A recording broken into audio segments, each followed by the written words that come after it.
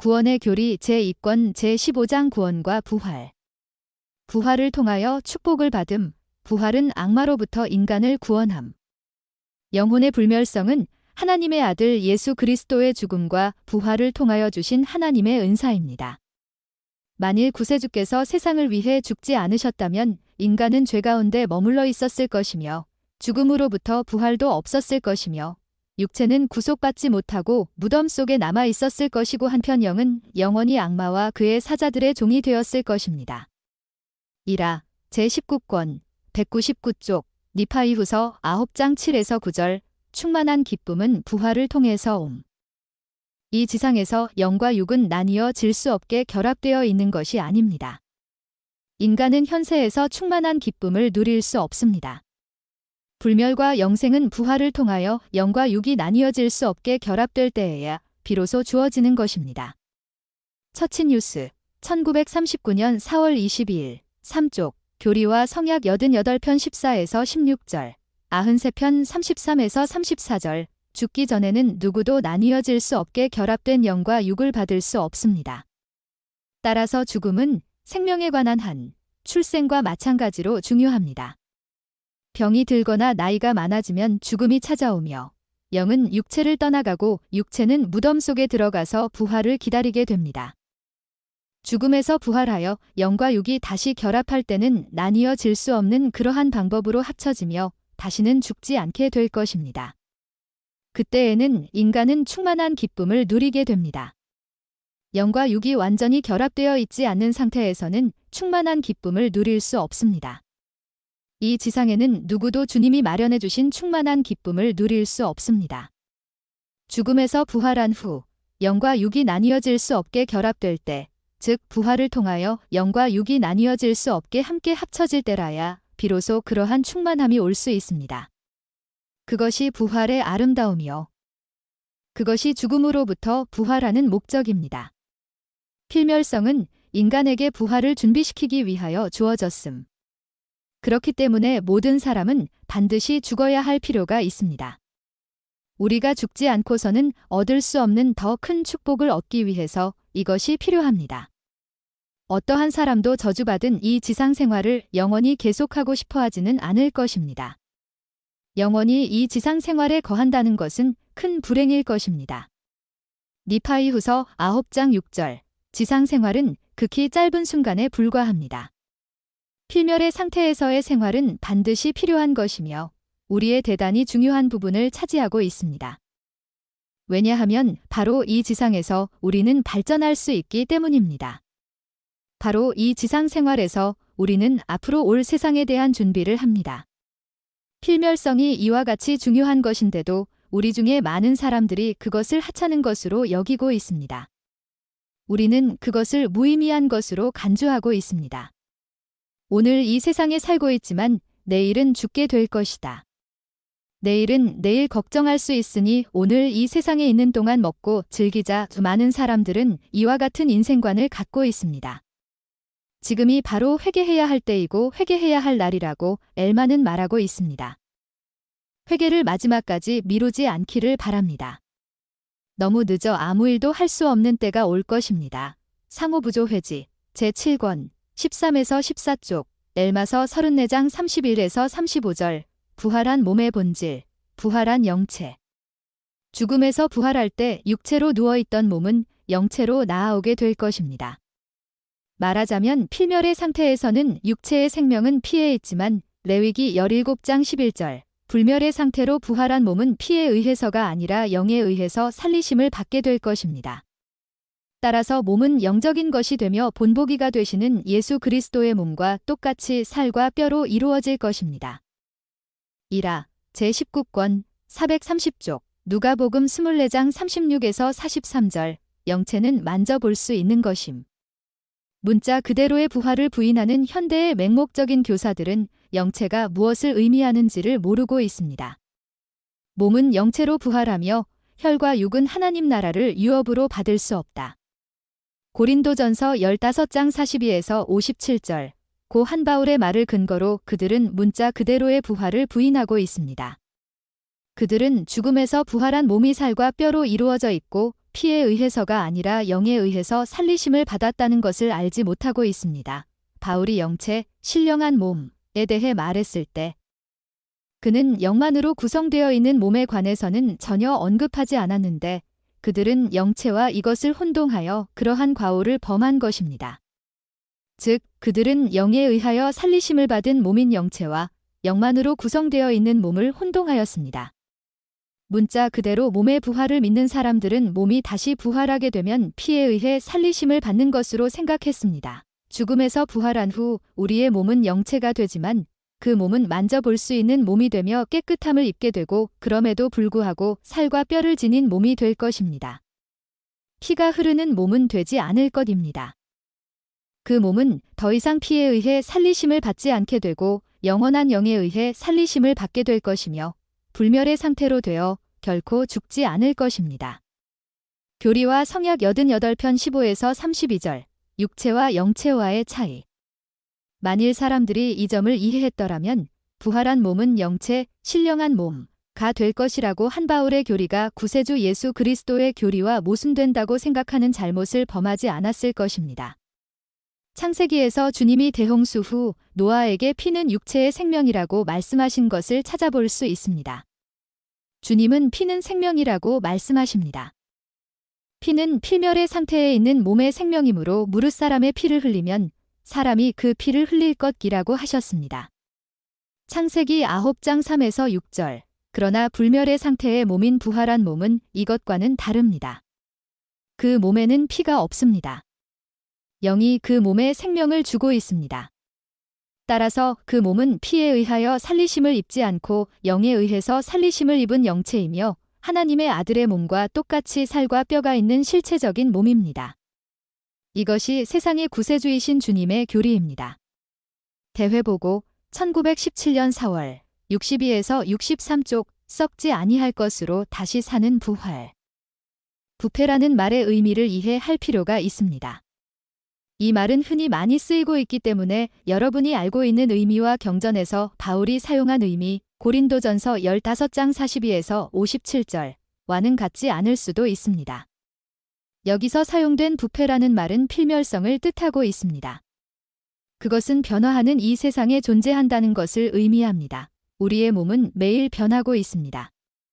노폐물을 내버리고 새로운 것을 받아들이는 신진대사를 계속하고 있습니다. 몸은 우리가 먹는 음식과 마시는 물과 숨쉬는 공기로 이루어져 있어서 새로 생성되는 부분도 있고 죽은 세포를 대체하기도 하고 필요한 것을 보충하며 찌꺼기를 배설해 버립니다. 이것이 바울이 말한 바와 같이 우리가 현재 갖고 있는 썩어질 몸입니다. 선지자가 부패에 대해 말할 때는 필멸의 상태에 있는 몸에 대하여 이야기하고 있는 것입니다. 이 필멸의 상태에 있는 몸은 부활을 통하여 결국 썩지 아니할 몸으로 되며 변하지 아니하며 병들거나 부패하지 않게 됩니다. 처치뉴스 1939년 4월 22일 3쪽 부활한 몸의 종류. 부활하면 여러 종류의 몸이 있게 됩니다. 부활한 몸은 전부 똑같은 것은 아닙니다. 인간이 받게 되는 몸은 내세에서 그가 차지하는 위치에 따라 결정됩니다. 해의 영광에 속한 몸과 달의 영광에 속한 몸과 별의 영광에 속한 몸이 있게 됩니다.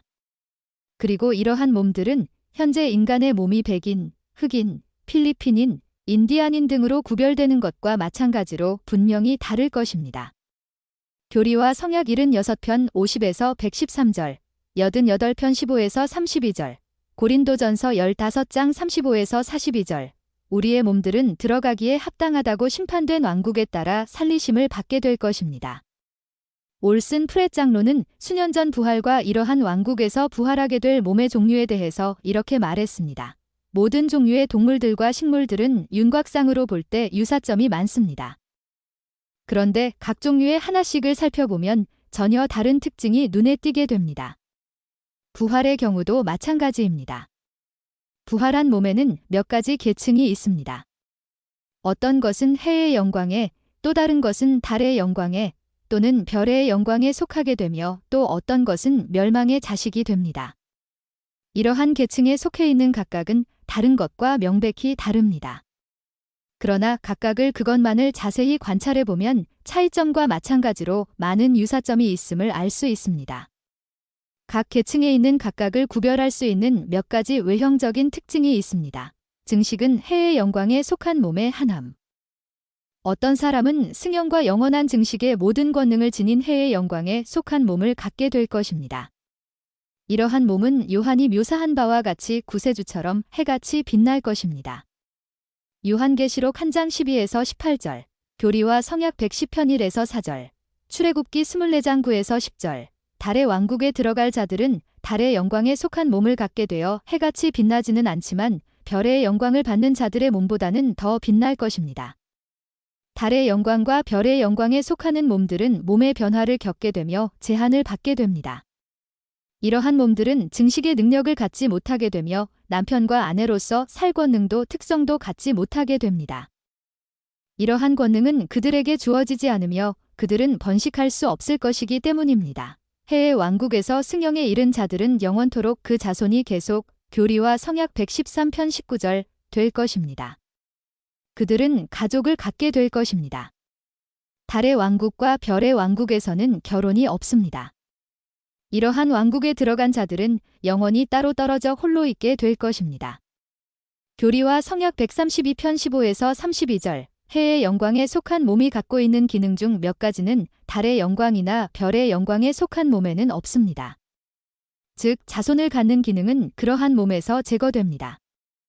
그러한 왕국에 속해 있는 남자와 여자는 소위 기독교계에서 알고 있는 바와 같이 단지 부활한 불멸의 존재일 뿐입니다. 부활한 몸은 물체를 통과할 수 있음. 부활 때 몸이 어떻게 무덤에서 나올 수 있다고 생각하십니까? 모로나이 천사가 선지자 조셉에게 나타났을 때 선지자는 천사가 분명히 단단한 벽이나 건물의 천장을 통해 내려왔다가 올라가는 것을 보았습니다. 조셉 스미스이서 30절, 43에서 45절, 만일 선지자의 이야기가 꾸며낸 것이라면 그는 결코 그렇게 말하지 않고 천사가 문으로 들어왔다고 말했을 것입니다. 영도 역시 물질인데 교리와 성약 131편 7, 8절, 영보다 부활한 존재가 왜 단단한 물체를 통과할 수 없다고 생각하십니까?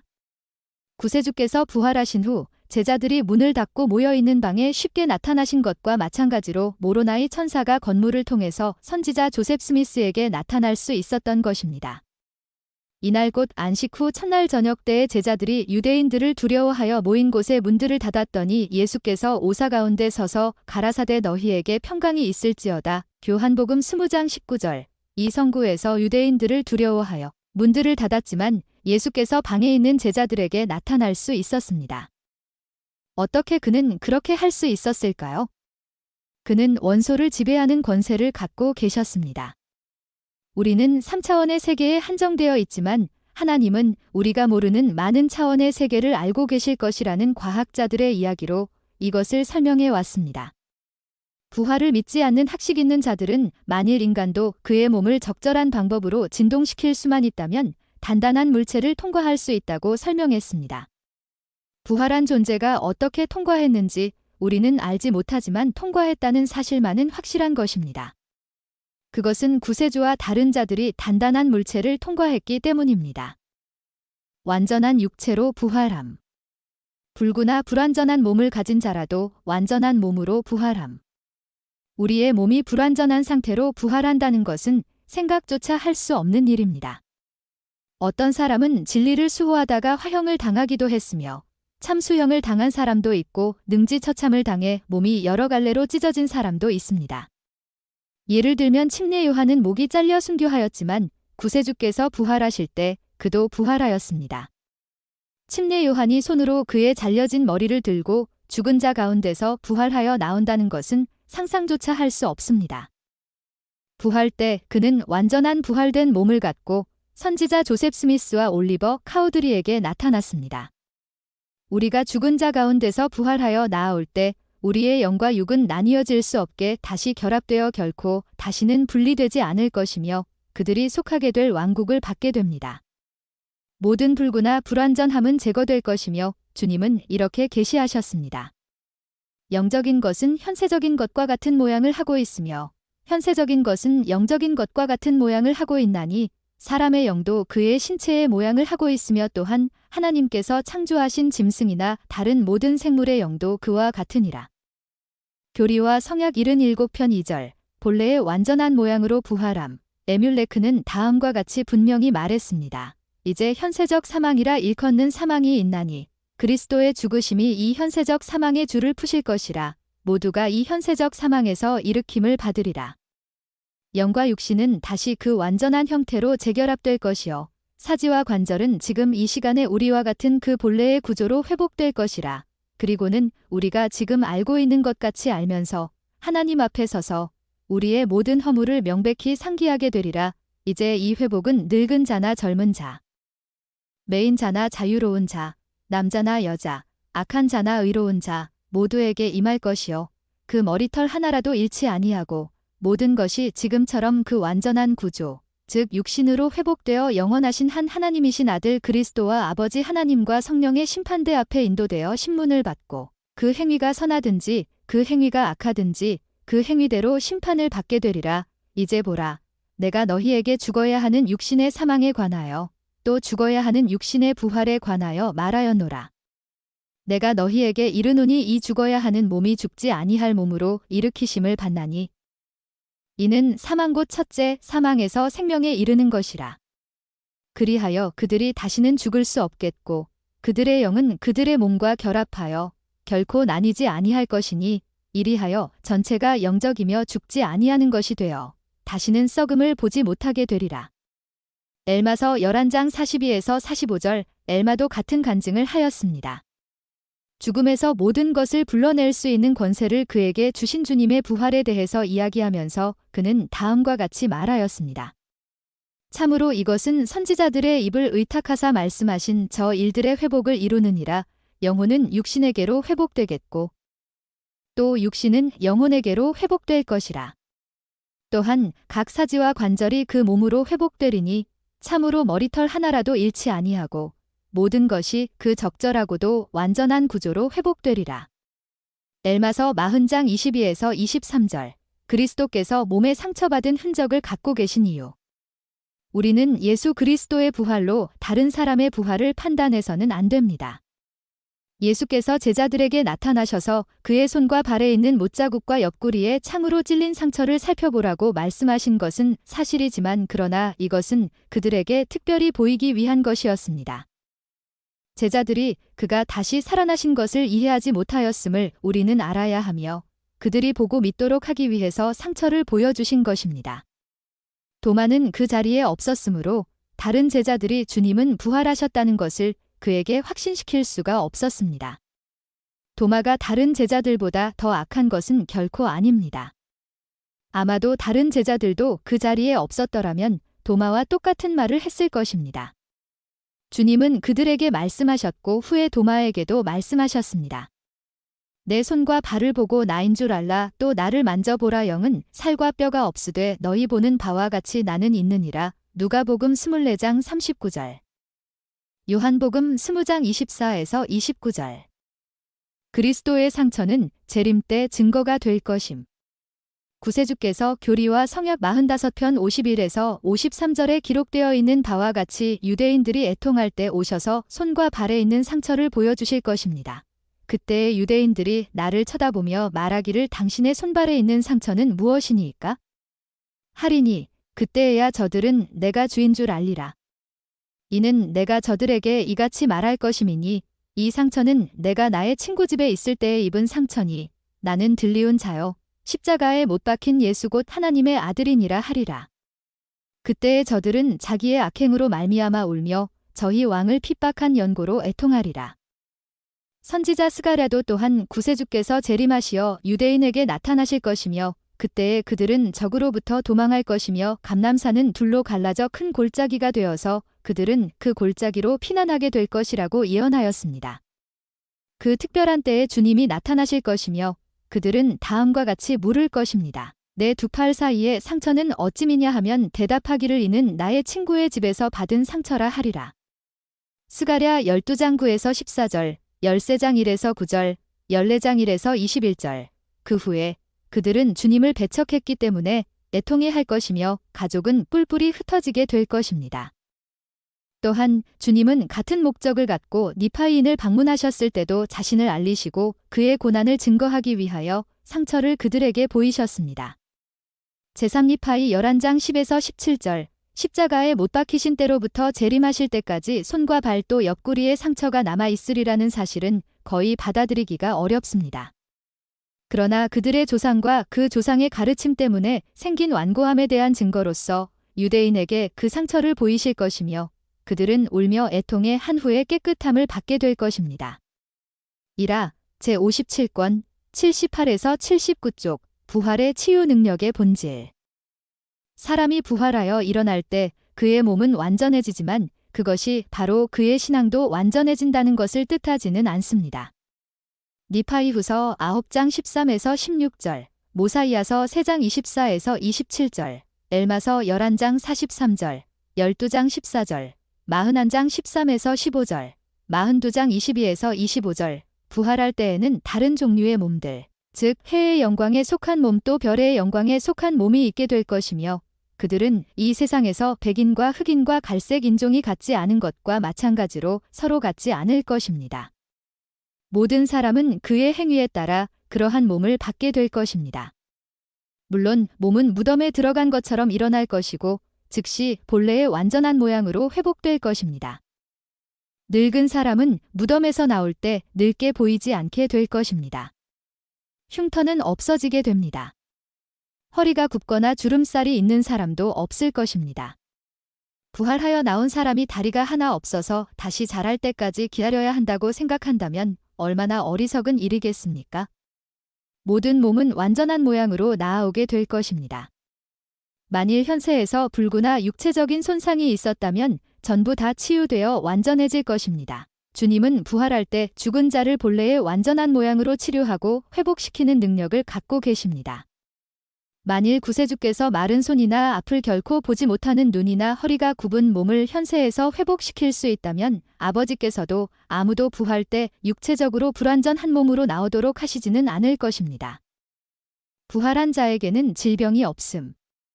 만일 내반족, 발이 발목을 중심으로 안쪽으로 휜 기형, 이나 다른 불구의 몸으로 일생을 살았던 사람이 부활하여서도 내반족이나 다른 불구의 몸으로 만물의 회복을 이룰 때까지 불완전한 상태로 있어야만 합니까?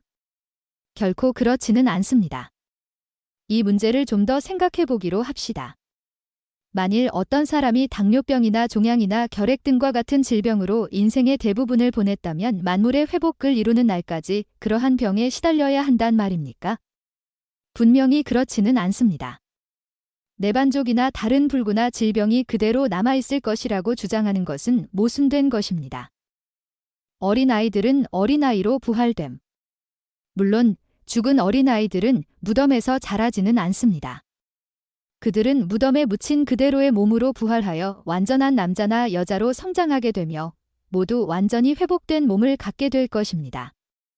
조셉 F. 스미스, 복음교리, 제4판 30쪽, 부활을 통해서 완전하게 회복됨. 조셉 F. 스미스 회장은 레이첼 그랜트 자매의 장례식에서 부활에 대해 말씀하시면서 육체에 상처가 있을지라도 부활하여 나아올 때는 본래와 같은 모양과 모습으로 나아오게 될 것이라고 하셨습니다.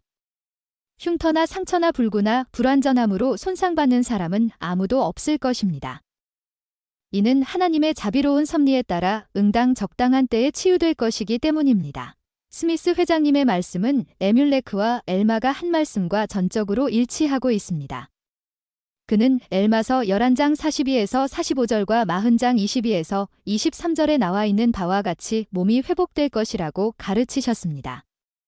몸이 무덤에 묻힌 대로 부활할 것이라고 말씀하시면서 또한 불완전한 상태에 있는 몸이 완전해지기 위해서는 시간이 걸릴 것이라고 설명하셨습니다.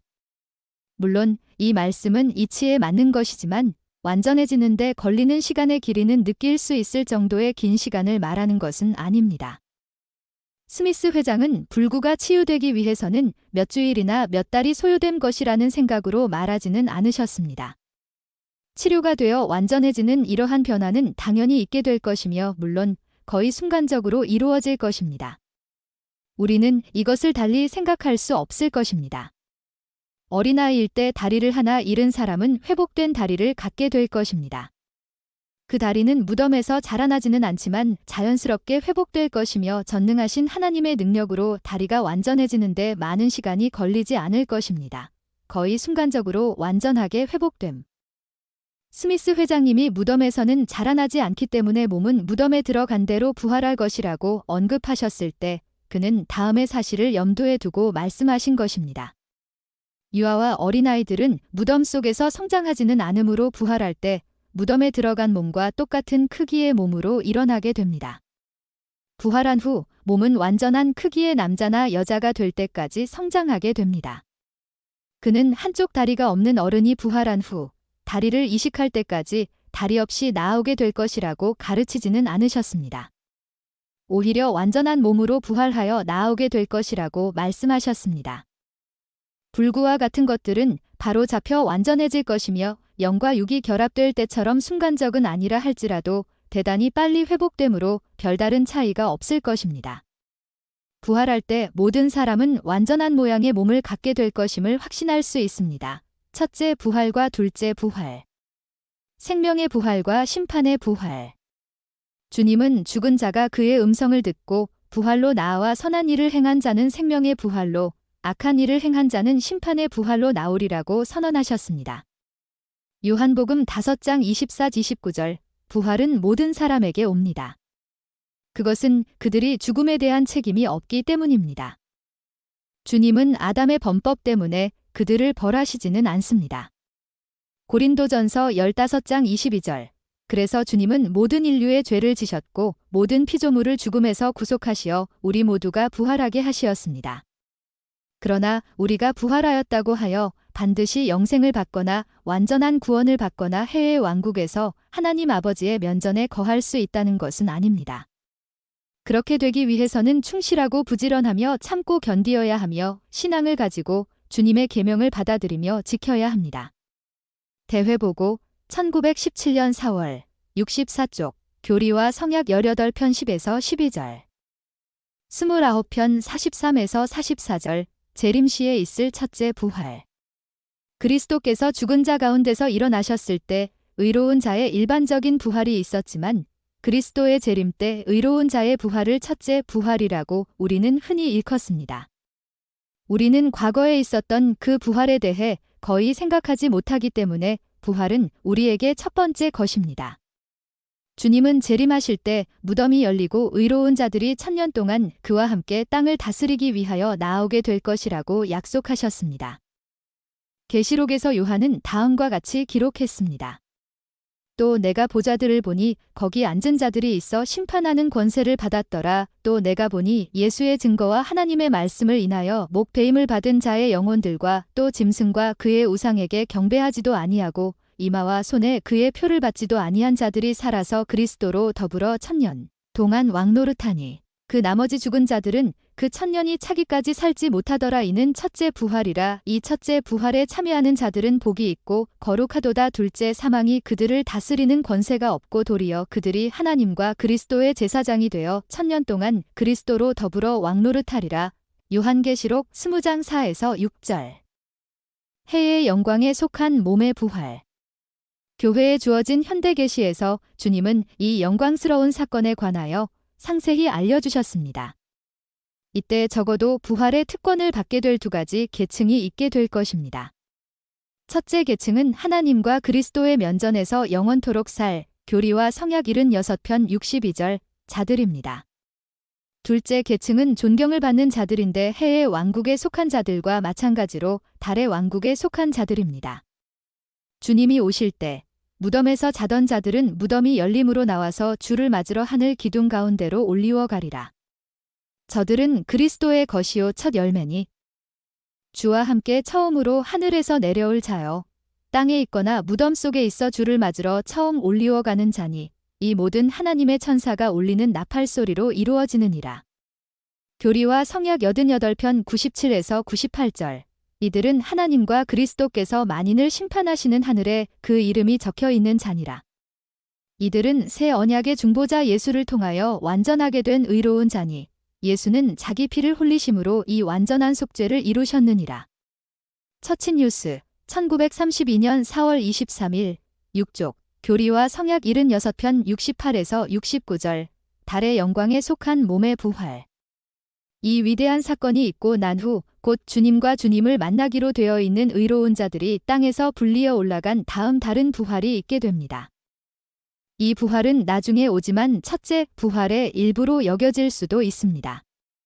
이 부활에서는 달의 왕국에 속한 자들이 나아오게 되는데 이들은 주님을 만나기에는 합당치 않지만 천년간 통치에 나아오기에는 합당한 자들입니다. 두 번째 천사가 두 번째 나팔을 불 것이라고 기록되어 있으며 그 후에 그리스도 재림 때 그리스도께 속한 자들의 구속이 있을 것이며 그들을 위해 준비된 감옥에 들어가서 복음을 받게 될 것이며 육체를 가진 자로 심판을 받게 하려는 것이니라. 이라 제45권 781쪽 교리와 성약 76편 73에서 75절 88편 89절 역시 첫째 부활에 참여할 권리를 갖고 있는 다른 계층에 속한 자들은 장자의 교회의 회원이 아니고 충만한 복음을 받아들이기를 거절하였지만 명예로운 삶을 살았던 자들입니다. 또한 이 계층에는 율법 없이 살다가 죽은 자들도 포함됩니다. 이들은 물론 주님의 계명을 범한 것에 대한 정죄를 받지 않습니다. 사망으로부터 구속의 약속이 다음과 같이 이들에게 주어졌습니다. 그때에 이방 나라들이 구속함을 받으리라. 대저 율법을 알지 못한 자들은 첫째 부활에 참여하리니 저들에게는 상당히 좋은 것이 되리라.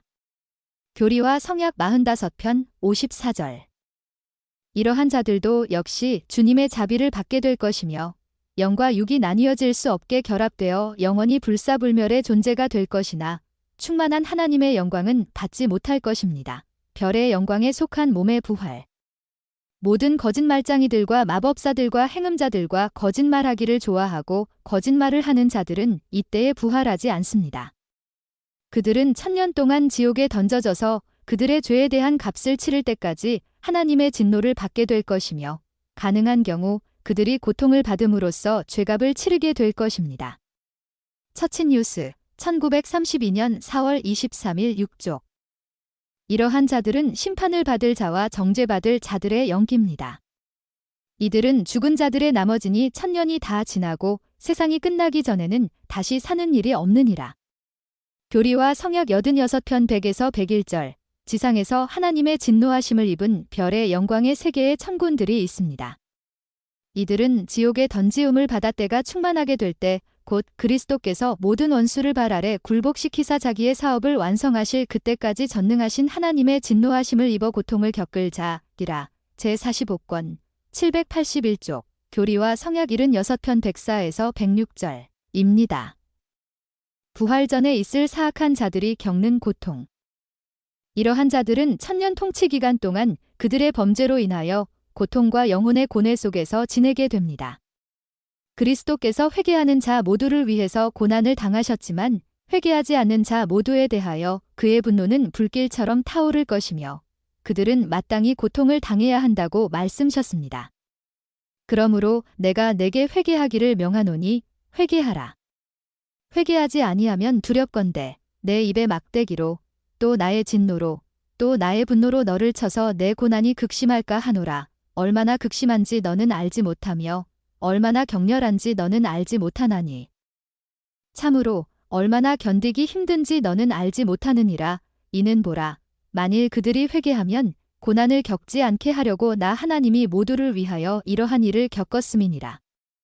그러나 만일 그들이 회개하지 아니할진대 그들은 나처럼 고난을 겪어야만 하나니 그 고난은 만유 가운데 가장 큰 자 곧 하나님인 나 자신을 고통으로 말미암아 떨게 하였고 모든 구멍에서 피를 쏟게 하였으며 육체와 영이 모두 고난을 겪게 하여 내가 그 쓴 잔을 마시지 않고 물러서려 하게 하였느니라. 교리와 성약 19편 15에서 18절 이 고통은 깨끗게 하고 정결케 하는 수단이 될 것이며 이 고난을 겪음으로써 사악한 자들은 예수 그리스도의 속죄를 통하여 얻을 수 있는 불멸성을 지니는 상태에 이를 것입니다. 그들의 영과 육은 다시 결합될 것이며 그들은 별의 왕국에 거하게 될 것입니다. 그러나 이러한 부활은 세상의 종말이 되기 전에는 오지 않을 것입니다. 그리스도께서 부활을 통하여 사망을 멸하심. 바울은 이렇게 말씀하셨습니다. 그 후에는 나중이니 저가 모든 정사와 모든 권세와 능력을 멸하시고 나라를 아버지 하나님께 바칠 때라 저가 모든 원수를 그 발 아래 둘 때까지 불갑을 왕노릇 하시리니 맨 나중에 멸망받을 원수는 사망이니라. 고린도전서 15장 24에서 26절. 예수 그리스도의 승리는 사망이 멸망을 받을 때까지 완성되지 않을 것이며 타락의 영향을 받은 모든 피조물이 부활을 통하여 사망에서 구속될 때까지는 사망이 멸망받지 않을 것입니다. 그러나 이것이 사악한 생활을 한 자에게 하나님의 왕국에 있을 자리를 제공해주는 수단은 아닌 것입니다. 그들이 죄값을 치르고 부활을 얻을 동안 그들은 자신의 옛 장소로 돌아가 받을 수 있었던 것을 기꺼이 받지 아니하였으므로 기꺼이 받으려 하는 것을 받게 될 교리와 성약 88편 32절 것입니다. 그들은 영생에 참여하지도 못하며 하나님의 면전에서 구원을 받을 수도 없습니다. 그들은 영원히 하나님의 면전에서 쫓겨날 것입니다. 그럼에도 불구하고 무한히 자애로우신 영원한 아버지께서는 공의와 자비의 법에 따라 그들도 축복을 받을 수 있도록 해주실 것입니다. 이 교리는 주님이 조셉 스미스에게 계시해 주신 것입니다. 만일 사람이 하나님의 왕국의 구원을 받지 못하면 영원한 지옥의 고통을 받게 되고 고통에서 구제될 가망도 없다고 하는 잘못된 교리가 심지어 오늘날까지도 존속하고 있다는 것은 후기 성도들에게는 참으로 이상한 일입니다. 처치뉴스 1932년 4월 30일 6족 부활은 현재 진행되고 있는가? 어떤 사람들은 부활이 현재 진행되고 있다고 생각하고 있습니다. 이것은 전혀 경전에 근거를 두지 않은 공론에 불과합니다. 주님은 원하신다면, 특히 부활하여 수행해야 할 임무가 있다면 어떤 사람이라도 죽은 자 가운데서 불러일으키실 수 있는 능력을 갖고 계신 것은 사실입니다. 예를 들면 베드로나 야고보나 모로나이의 경우가 그것입니다. 의로운 자의 부활을 뜻하는 앞으로 있을 첫째 부활은 특별한 때에 있을 것이며 그때 구세주께서 하늘의 구름 가운데 나타나셔서 통치하시러 오실 것이라고 우리는 알고 있습니다. 주님으로부터 이에 대한 아무런 계시도 받지 않고 우리가 선지자 조셉 스미스나 하이람 스미스나 브리감 영이나 기타 다른 사람들이 부활했는지 아닌지를 깊이 생각한다는 것은 단지 가정에 불과할 따름입니다. 주님은 이러한 사람들 중에 어떤 자를 필요로 하실 때 그들을 불러낼 수 있는 능력을 갖고 계시지만 장차 있을 첫째 부활은 그리스도께서 오실 때 시작될 것입니다. 이라 제45권 781 827쪽 부활에 대한 엘마의 견해는 분명함. 그리스도는 부활의 첫 열매였습니다. 그는 부활의 열쇠를 갖고 계십니다. 첫째 부활은 그의 부활 후에 곧 있었습니다. 엘마가 그의 아들 코리엔톤에게 한 말 넬마서 40장 15에서 21절 때문에 사람들은 오해를 하였습니다. 엘마가 선한 자이든 악한 자이든 그리스도께서 오시기 전에 살다가 죽은 모든 사람은 그분이 오신 후에 죽은 자들보다 먼저 부활하게 된다고 말한 것으로 사람들은 생각하고 있습니다. 그러나 엘마의 말을 주의해서 읽어보면 그는 결코 그러한 뜻으로 말하지 않았음을 알 수 있습니다. 아비나다이는 이 문제를 대단히 명백하게 밝혔습니다. 이라 제45권 781쪽 요한복음 15장 22에서 26절 40장 19절에 암시되어 있기는 하지만 그리스도 이전에 살았던 악한 사람이 그리스도께서 오신 이후에 살았던 의로운 사람보다 먼저 부활할 것이란 뜻으로 엘마가 말한 것은 아닙니다. 19절에서 그가 말한 바에 따르면 그렇게 암시되고 있지만 그러나 20절에서 그는 이것을 수정하여 그것은 부활의 때에 나올 의로운 자의 영과 육이 될 것이라고 말하고 있습니다. 아비나다이는 악한 사람은 첫째 부활에 참여하지 못할 것이라고 가르치고 있음을 우리는 알 수 있습니다. 그리스도 시대 이전에 살았던 아비나다이에게는 첫째 부활은 구세주의 부활의 때였습니다. 따라서 우리는 악한 자들은 언제 살았든지 마지막 부활 때까지 기다려야 할 것이라는 결론을 내릴 수 있습니다. 마태복음 27장 52에서 53절, 제3니파이 3장 9에서 10절, 사도행전 2장 29절, 조셉 필딩 스미스, 선지자 조셉 스미스의 가르침, 188에서 189쪽, 변형된 자들도 여전히 필멸의 상태에 있음. 변형된 사람들도 여전히 필멸의 상태에 있으며 순간적이기는 하지만 영과 육이 분리되는 죽음을 겪어야만 합니다. 주님이 오시기 전 고대에 변형되는 큰 축복을 받았던 에녹과 엘리야와 그 밖의 사람들은 주님이 우리를 필멸의 상태에서 벗어나게 하여 부활과 영생을 갖게 하는 빚을 갚지 않으셨기 때문에 부활할 수도 없었고 그 당시에 필멸의 상태에서 불멸의 상태로 변화할 수도 없었습니다. 그리스도께서는 부활이요 생명, 요한복음 11장 25절, 이시며 죽은 자의 첫 열매, 고린도전서 15장 23절, 이십니다. 따라서 첫 부활이 되시며 자신 안에 생명을 갖고 계셔서 생명을 버릴 수도 있고 다시 취할 수도 있는 능력을 갖고 계시며 타락이 그들 위에 뒤집어 씌운 속박으로부터 사람을 자유롭게 해주실 수 있는 구세주께서 인간을 구속하시기 위한 사업을 이루시기 전에는 또 부활의 열쇠를 갖기 전에는 어떠한 사람도 필멸의 상태에서 불멸의 상태로 넘어갈 수가 없습니다. 이라 제56권 391쪽 제3리파이 28장 3에서 40절 교리와 성약 133편 54에서 55절